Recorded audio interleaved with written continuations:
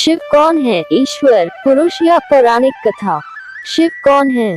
क्या वे भगवान हैं या बस एक पौराणिक कथा, या फिर शिव का कोई गहरा अर्थ है जो केवल उन्हीं के लिए उपलब्ध है जो खोज रहे हैं?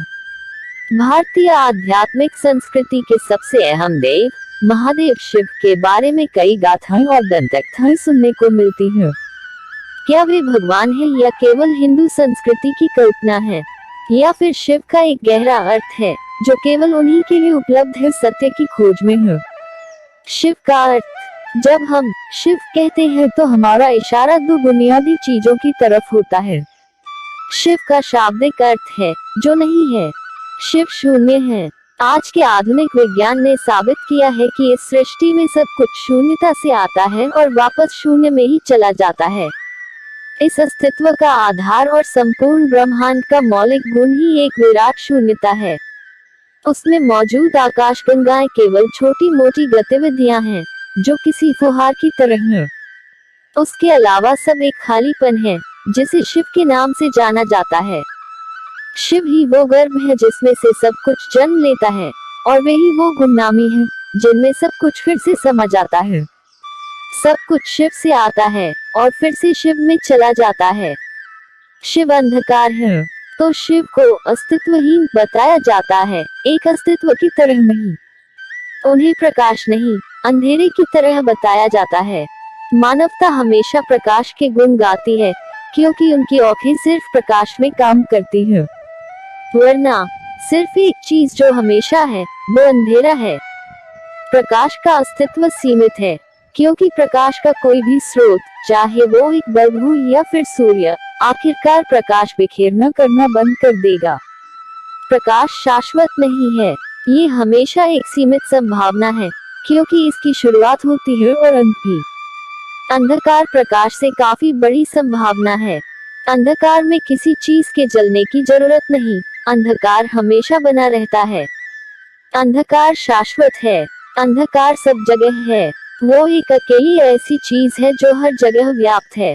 पर अगर मैं कहूँ दिव्य अंधकार, लोग सोचते हैं कि मैं शैतान का उपासक हूँ।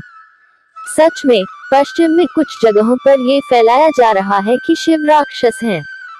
पर आप अगर इसे एक सिद्धांत के रूप में देखें तो आपको पूरे विश्व में सृष्टि की पूरी प्रक्रिया के बारे में इससे ज्यादा स्पष्ट सिद्धांत नहीं मिलेगा। मैं इस बारे में बिना शिव शब्द बोले दुनिया भर के वैज्ञानिकों से बातें करता रहा हूँ। वे आश्चर्य से भर उठते हैं, क्या ऐसा है? ये बातें पता थी? कब? हमें ये हजारों सालों से पता है। भारत का हर सामान्य आदमी इस बात को अचेतन तरीके से जानता है। वे इसके बारे में बातें करते हैं और वे इसका विज्ञान भी नहीं जानते। आदियोगी शिव का अर्थ पहले योगी और पहले गुरु।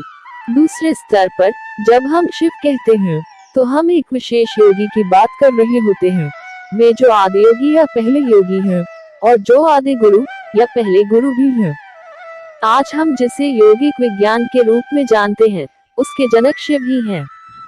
योग का अर्थ अपने सिर पर खड़े होना या अपनी सांस को रोकना नहीं है। योग इस जीवन की मूलभूत रचना को जानने और इसे अपनी परम संभावना तक ले जाने का विज्ञान और तकनीक है। योग विज्ञान का पहला संचार कांति सरोवर के किनारे हुआ, जो हिमालय में केदारनाथ से कुछ मील दूर पर स्थित एक बर्फीली झील है। यहाँ आदियोगी ने इस आंतरिक तकनीक का व्यवस्थित विवरण अपने पहले 7 शिष्यों को देना शुरू किया। ये 7 ऋषि आज सप्तर्षि के नाम से जाने जाते हैं। ये सभी धर्मों के आने से पहले हुआ था। लोगों के द्वारा मानवता को बुरी तरह विभाजित करने वाले तरीके तैयार किए जाने से पहले मानव चेतना को ऊपर उठाने के सबसे शक्तिशाली साधनों को सिद्ध किया और फैलाया जा चुका था। आज मानवता इस तरह से विभाजित है कि उसे फिर से एक करना लगभग असंभव लग रहा है। शिव एक ही शब्द के 2 अर्थ।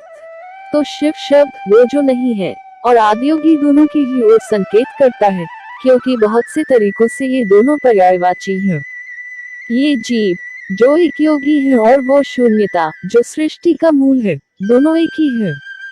क्योंकि किसी को योगी कहने का मतलब है कि उसने ये अनुभव कर लिया है कि सृष्टि वो खुद ही है।